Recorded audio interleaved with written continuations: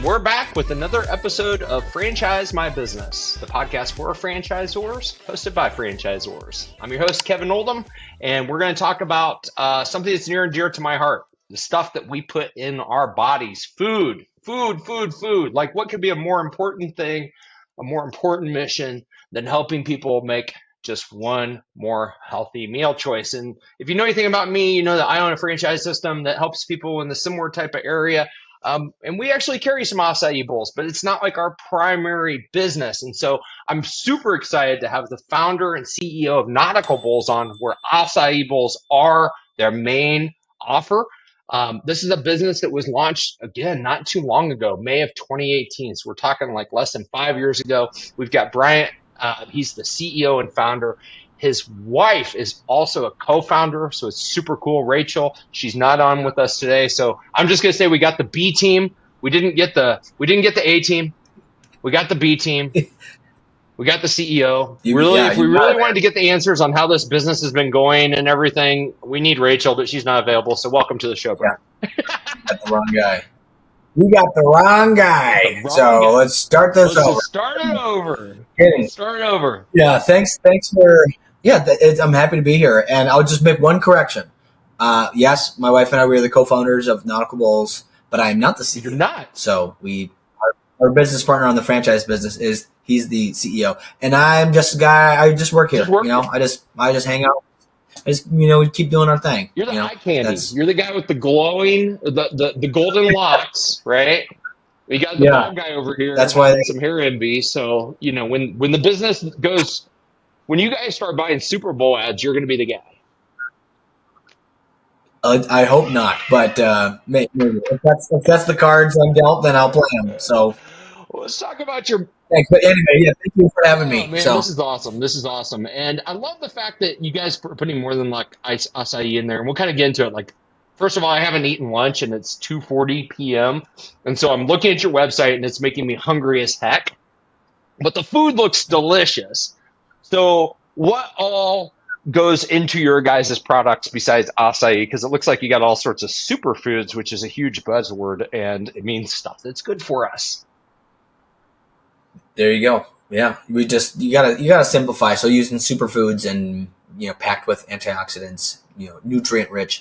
Using that is a lot better. In the beginning, in the early days, we started breaking things down by this thing has the most vitamin C, and this has that, and this is why. And it's like, people don't care about that. They do, but if you just say, "Hey, it's healthy and good for you, you should try it, man," and then that works better. So, so what goes in it? So we're slightly different. There's multiple ways that you can make, like, let's just oversimplify a smoothie bowl. So an acai bowl is like calling a tissue a Kleenex. So it's like acai bowl means the thing. Mm-hmm. Like that's what we make. That's the bowl. And so acai is one of them. That's the superfruit from Brazil. And then we have other bases that we create as well. So we have Blue Magic, which is the one that people like, what does that even mean? It's just, it's pineapple mango. It's got spirulina mixed in as the superfood kicker in there. So it's pretty simple. It's just, it's fruits, so then we have mango, coconut, mango, coconut, and then pitaya, another name for dragon fruit. So we have 5 bases, and then we make from scratch chia puddings. We have 3 different types of chia puddings that we make, or chia parfait. Pudding is maybe not the best word, but it just describes what it is. Super simple recipe, and then like our toppings that we have, they're very simple. Yeah. It's just, if it's pumpkin seeds, it's just pumpkin seeds. There's no, in our granola is a honey oat granola. So it took us a long time I don't know. It's harder to find a, gluten-free and zero sugar, it has honey, so there is sugar in it, but there's no, there's no granulated sugar in it, which you can get super cheap granola, with all those shortcuts. Shortcuts. Let's call them what they are, right? Yeah, shortcuts. Yeah. So for us, we're gonna have a higher quality everything. And it's our bases that we make. If you look at the photos of them, they got 7 or less ingredients in them. They're high quality, and we source everything from all over the world. Kind of the best place to get it. Because we can't grow a lot, in Minnesota or in the States. We're now in, a lot of states now. We started with our original one store here in Minnetonka, Minnesota, and then we've grown to over 50 locations now and 180 plus licenses awarded. Yeah. So it's in the span of like 2.5 years. So it's pretty wild. 2 years ago at this time we had 3 stores, and now we have How'd you guys grow a so lot more than fast? that. Like, So how are you? Because you've got a CEO that's not founder, right? So, did you bring in a professional CEO that's helped you grow? Like, what's been the secret to growing? yeah, that is I would say that is the secret to where we Mhm. are today, because my wife and I, when we started, it was just going to be, we were going to have 20 to 25 stores in, the Twin Right. Cities area, the Midwest, kind of like in our zone. And that's what we were thinking. We had begin with the end in Yeah. mind. So for us, it would be an exit in 7 to 10 years to maybe a major competitor or private equity or something like that. So that was always part of the play. And then our stores just went off to a ripping start. Yeah. Like, it was just a crazy start, more than we ever thought we would. Like, we thought we were going to do, what we thought we were going to do in 12 months, we did in like 3 That's months. awesome. And it was like, holy cow. But then again, we didn't know what we didn't know. We also had no idea how much it costed to do Right. things. So we spent way more than we thought, and just through iteration. So when we started, we still wanted to create a franchisable business because we knew that would free up our time, have our team do a lot of the just the day to day, and for us to manage, because a lot of the time early on was looking at the next store Mhm. or the next stores and doing a lot of market research and that sort of thing. That took up a lot of time, and then a lot of the outside events and whatnot. And then when you franchise, we stopped doing that, and you become now a franchisor. Very different business. Yes, it is. So we met Peter Taunton, who's our business partner in the franchise business, and we talked with him, and it was just like a networking time. But it was the one time that I've done a lot of networking, just meeting with Right. people. So similar to like this, except for we're on a Right. podcast. But it's like, hey, let's just connect. And that was the one time that anyone ever asked, hey, are you business partners with your wife? And I was like, yeah. He's like, well, I'll bring her with. Let's do it. Because he stepped down as the CEO of Lyft Brands, which yeah. is his previous brand. So Lyft Brands is the parent company to Snap Yeah. Fitness, 9Round, and Fitness Unlimited. So 6,000 licenses and locations in 28 countries. So he is local. He lives really close to us. Cool. And he's like, yeah, just come over to my house. And so it was very nonchalant, Organic and then we almost, met, right? Like, it was almost like an organic type of. For sure. One of my best friends is family friends with him, and he gave me the introduction. That's cool. So it was not like, hey, I'm creeping you on LinkedIn. Right. It was like, oh yeah, friend of Max's is a friend of mine. So come over to my lake house and let's have a chat, and so we did, and our 1 hour meeting turned into 2 hours, and then at the end of it, he goes, I think you guys should franchise, and I want to help you do it. And we were like, what? So we went in. My hidden agenda was like, I was hoping that maybe, he would like us enough where I could text him or call him once a quarter. Like mentorship hey, type of thing, right? Yeah. Here's the business thing. It wouldn't be weird to be like, okay, buddy, stop reaching out to me. Right.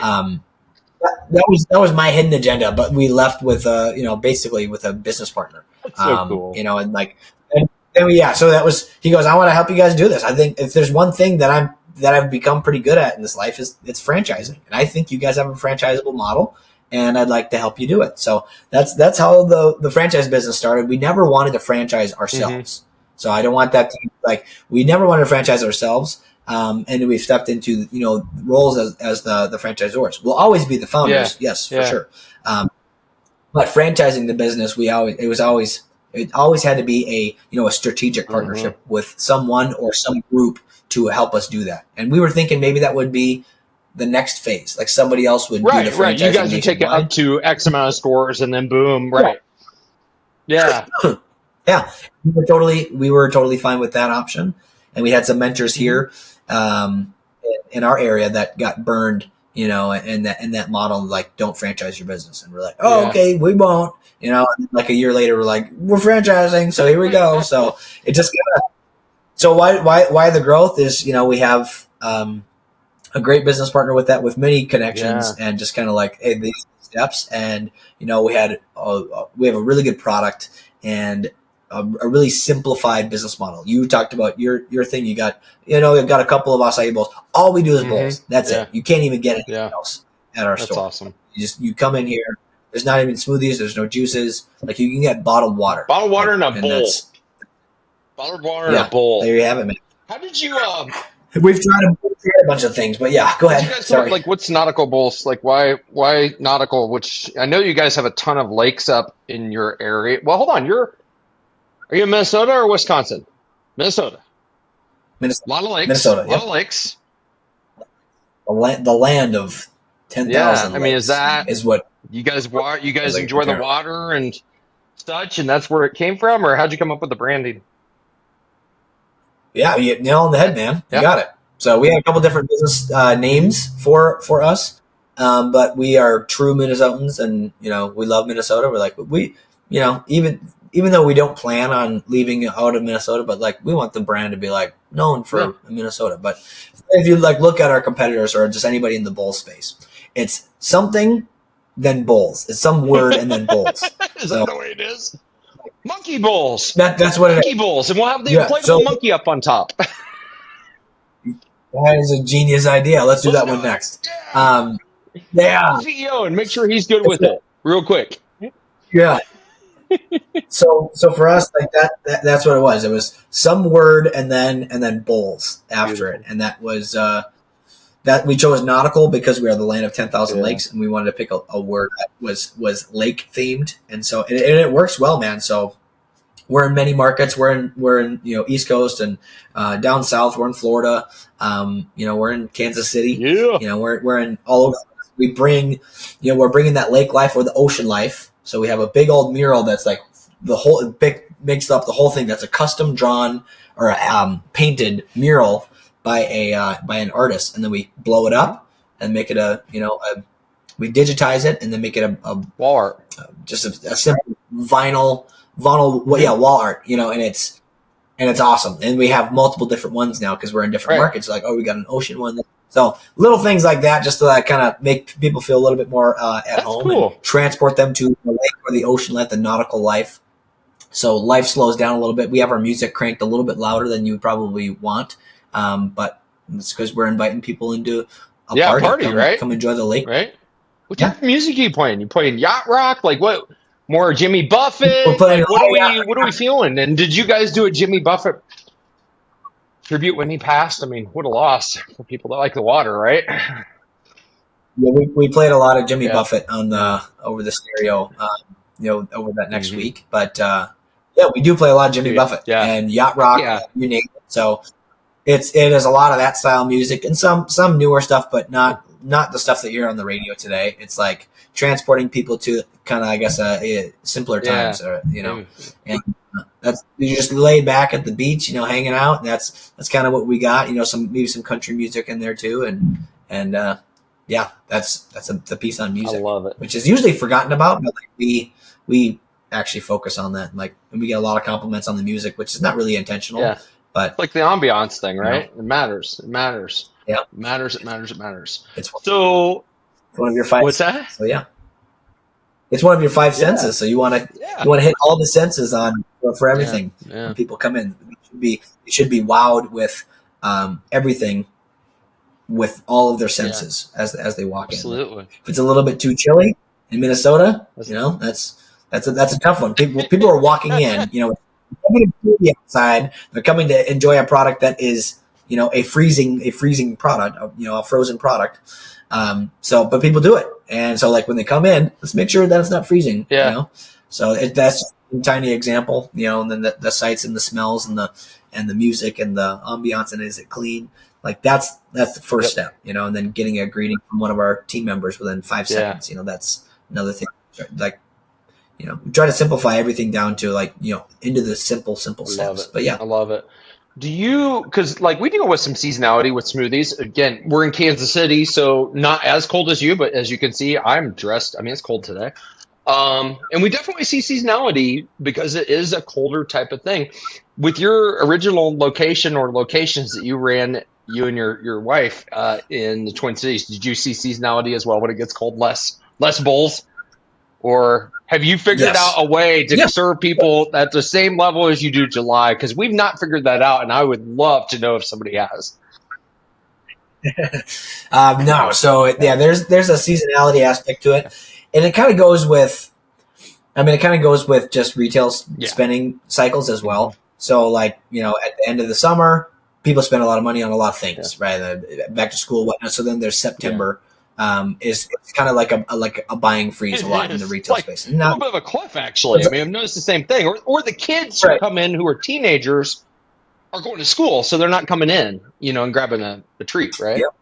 Yep. Yeah, you got it. So we experienced that, and just introducing new revenue streams for our franchisees and our stores. That's and no, we haven't cracked the code on on how to do same store sales in July as in January. But there's peaks and valleys all the time. But what we do see is now that we have a footprint across the country, and it actually is pretty similar in some areas. But if we're in a college town, you know, we'll see it kind of flip flop. Like summertime is not as busy, but then when school's in, because now all of a sudden they have 20,000 more people in that little area that they're right there, and that's when all the action's happening. So we have that too, but it's kind of a case by case. But at the same time, like there's a seasonality to it, but it's more so it is weather related, but so is people spend money based off of weather too, and like what's going on in the like summertime.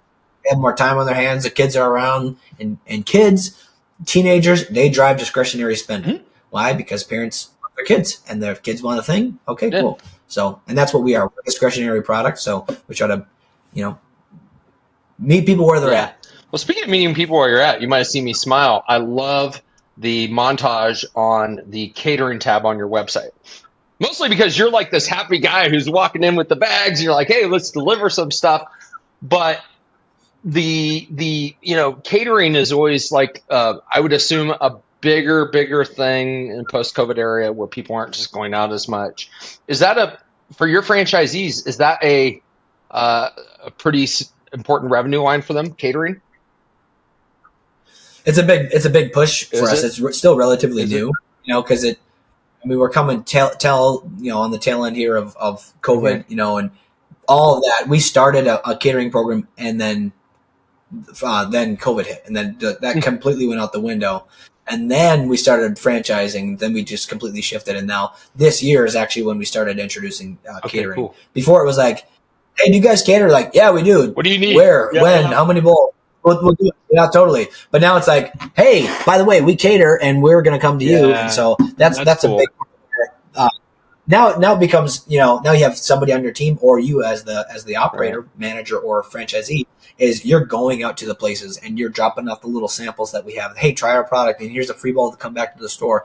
It's that, your acquisition cost is actually, maybe 1, 2, 3 free bowls, but then they're going to be, your average ticket is, 20, 30 bowls on that. Ideally, it doesn't take long to do a pretty good catering business if you have 100 clients, 100 catering clients. If you have 100 people, 100 clients that are buying from you or getting bowls once a month, that's you're moving. Yeah. That's yeah. So we're trying to build that up, and we have some stores that are crushing it, and some stores that are not doing it at all because they're like, I just want to focus on the store. So it's like, hey, we can't, we can bring the dog or the horse to the water, but we can't make them drink. For sure.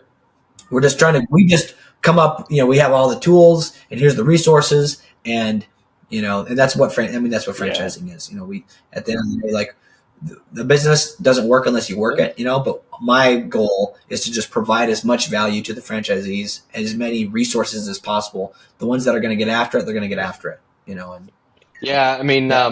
In my previous life, I was the CMO of a franchise system where we had 600 locations, and I was constantly using that same analogy. I use the buffet analogy. I'm like, okay, when you invest in a franchise, first of all, you got to eat your vegetables. Like there's some requirements, right?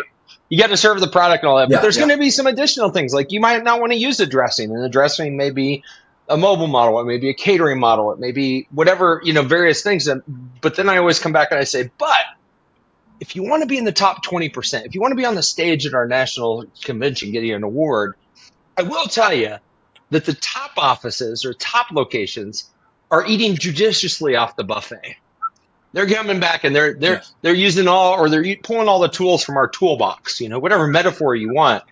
But I would say, Right. man, like there's definitively like and also as the more engaged franchisees, the ones that are saying, okay, I see all these ways that I can create wealth for my family, my employees, or whatever their why is. Why not do it, right? But you can't force them, and so it's kind of an interesting dynamic. So, a lot of listeners on our show are people who are thinking about franchising or are early in those stages, and I think Yeah. that you and I can both relate with the fact that you can create circumstances and systems and programs and everything that basically hand things to people on a golden platter, and just sometimes they won't utilize it. And you have to be like okay with that as long as they're not out of compliance, right? Yeah, that is a Yeah. battle, because ideally you can just clone yourself or get. Not that I think of that I'm awesome, but Dude, you're awesome. I just know. You're awesome. You know you're awesome. Thank you very much. Yeah, I just know what work went into to getting the thing started, and it's like, you know what, you don't have to do any of these headaches, and I'm telling you from experience, and like you're asking this question, it's like I'm glad you're asking that question, but you don't even need to ask that question anymore, and because here's why. Like, we'll stop asking the question because literally this is why, right? So it's, I don't know, that franchising is. That's the joy of franchising. The hardest part about any business is people, right? And then the most rewarding part is people, right? So, and being a franchisor in the unique position to watch other people win and be able to be there and support them is awesome. Yeah. So, just yesterday, we awarded a license to a spot here in Minnesota, right? It was like just a little ways down the road, and I was like, cool. It's like every single time it happens, we call them. My wife and I will call them, and just say congratulations and welcome. Like, as the founder, my wife and I, like founding this company, for someone to be like, you know what, I want to do that thing. It just means a lot. Yeah. It's like, holy cow, so like it really does mean a lot, and I literally just call them just to say welcome, and I'm looking forward to this journey together, because it is like it's a long-term play. It's not just like, hey, I'm going to do this for 18 months and then like woohoo. It's like, no, it takes 18 months, 24 months just to get the thing to a movable recovering your initial investment, right? I mean, your capex. I mean, you got to recover your cash. You got it, man. So it's like, we want the people that are willing to put in the work and have a long-term vision on it, or just a bigger vision, beyond just like seeing dollar signs when somebody's standing in line, seeing smiles that are people's days that they can impact. Somebody walks in with a frown, like, all right, I'm not going to stop until this person smiles. That even if they got a $2 bottle of water, or they walked out with a $200 catering order, it doesn't matter. I want that person. I want to make their day. So for us, others first, and focusing on people and making their days brighter and better is a huge focus. And then as the franchisor, it's us equipping with our franchisees with the ability to win, and just coaching them along the process. And like one of the things that you just said something about making people's days a little bit better, a little bit brighter, and we can't get our team members to do this, and so we've stopped, right? Because it does sound a little bit unnatural, but I ask this question quite a bit. It's like, how can I make your day a little bit better today? I know I can't make your day amazing. Like, I don't have that authority. Only you do. But how can I make your day a little bit better today? And I always think about that. Like, we thought about making it part of the script for our team members at our smoothie shops, and ultimately it was like it felt forced or whatever. But the whole premise is we want people to know that we're there to make their day better. We're there to serve them. And so I love the fact that that's kind of like part of your guys' core as well, because as franchisors, we have a ridiculously awesome opportunity to do that at scale and improve people's days and their lives. People will never see, right? We never see the end customer at a store in Texas or whatever. Yeah. But just knowing when you lay your head down at night and you may have had the worst day ever, but through your vision, you and your wife's vision and your brand that you've created, and people have bought into the vision and invested in it, it's like, man, we're making the world a little bit of a better place, even if today was a tough day. And that's worth pushing through the hard times, man. You know? Hey, it takes that type of Hmm. posture to weather the storm on those days. But I actually was thinking that the other day. I was like, you know what? There's thousands of people that Nautical Bowls impacts every Every day. single day, and I just like, I just wasn't really thinking about that. We As have we've been sitting here, who over knows 50 how many stores. nautical bowls have been sold and consumed, right? We're 25 minutes in, Right. and I think about that stuff, and I see you guys did some math. Like you tried to get to a number of like how many bowls you've served, kind of like the McDonald's used to have the. Remember how they used to say billion served, and they just gave up because it was so many people, and so Yeah, I can understand why they gave up on it. It is a hard thing to update. I think we update it, weekly or do maybe you even really? monthly. Do you It's really? That's cool. Yeah, we try to update it. Eventually, we'll get it synced with our technology, and then we can actually just track it for every bowl that's served. That would be cool. Real That would time. be Then we could actually that go would in be here and hit cool. Really refresh and be like, "Wow, you actually sold 300 bowls since we've been talking." nice. Yeah, that would and eventually we'll get there. Technology is probably there. I don't want to say technology will catch up. It's like it's Oh already yeah, there. you just gotta know where to We just find got, it, we just right? yeah, you got it. Well, cool, man. People want to learn more about nautical bowls. They just go to nauticalbowls.com. Is that the best place? That's a great spot to Cool. start. We'll drop that in the show Our notes. Instagram and other places. I'm not the social media guy. I'm kind of the guy behind the scenes. Even though you do see my face and my wife's face and our family, we're all about it. So yeah, you can go there and check that out. You can see our whole team. And our little family of nautical bowls. We call the Naughty The Fam. naughty fam. I Um, like it. I like it. fam. And then Naughty Fans. That's another thing Hmm. apparently. So that's what we got rolling. So check it out there. We got our franchise page and whatnot. But if you've got a store near you, go check it out. We got great bowls. I don't have a massive coupon discount or whatever, so you're just gonna have to pay for it. So sorry. If you want good stuff, you got to pay for it. I mean, that's the reality, right? Oh, yeah. Superfoods and So high we're quality we're foods excited. are We're not cheap. excited. So, yeah. You got it, man. Well, again, thank you so much. This is a great conversation and hopefully valuable to your Oh, yeah. audience and valuable to me just to be able to share our story and thank you for being such a wonderful Yes, host. sir. I appreciate you coming on. Ladies and gentlemen, if you're a loyal listener, you know I just have two asks. Number one, if you liked our conversation with Bryant today, maybe somebody in your life would value it as well. It's pretty easy to text somebody a link to this episode and say, hey, check out Bryant from Nautical Bowls. I know that more people hearing his story is just going to help their boats rise, and as well as the people that join their organization. Second ask, if you like what we're doing, I'd love a review. Till next time, I hope you have a phenomenal week and be well.